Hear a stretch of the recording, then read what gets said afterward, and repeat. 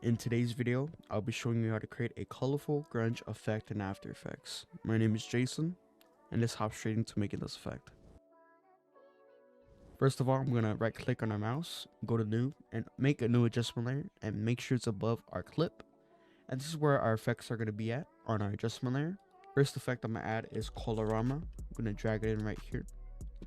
Then I'm going to head to our output cycle, and I'm going to put on Solarized Blue.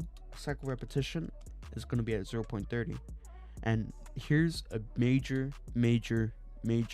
part of this right here. You want to put blend with original at 80. This is the main part of the effect right here. If not, it will screw up the whole effect. Apart from that, we're going to stop messing around with Colorama, and we're going to move on to the next effect. So next effect is going to be signal. We're going to drag in signal.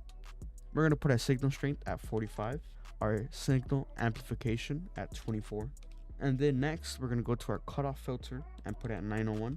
We're going to head down to our luminoise, put it at 0. Head to our hue noise, put it at 0 also. And then head down to our chroma loss, put it at 0. Put our sharpen up to 3. And then next, head to emulating VHS and put on VHS underscore long play or VHS long play. Head to our luma modulation.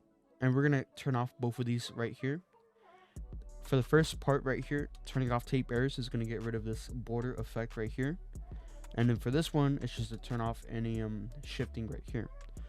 You can either leave this on or leave it off. It's up to you mainly. It just gives another border right here and more of a brighter and glowing look to it. For me, I'm just going to leave it on just for now to see how it would look. And after that, we're going to be done with the signal effect. So we're going to hop off of that right there. Next, we're going to add deep glow. We're going to drag it in.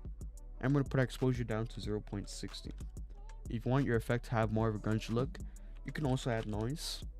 Go down here. Add a noise. Increase your noise a bit.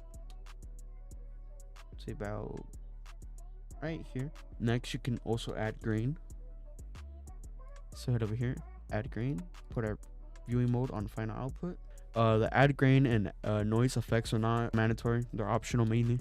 And yeah, that is all I have for you today. Make sure to subscribe, like, or leave a comment. I'm uploading 3 to 4 times a week. And with that all out of the way, make sure to stay creative, guys, and I'll see you in the next video. Peace out.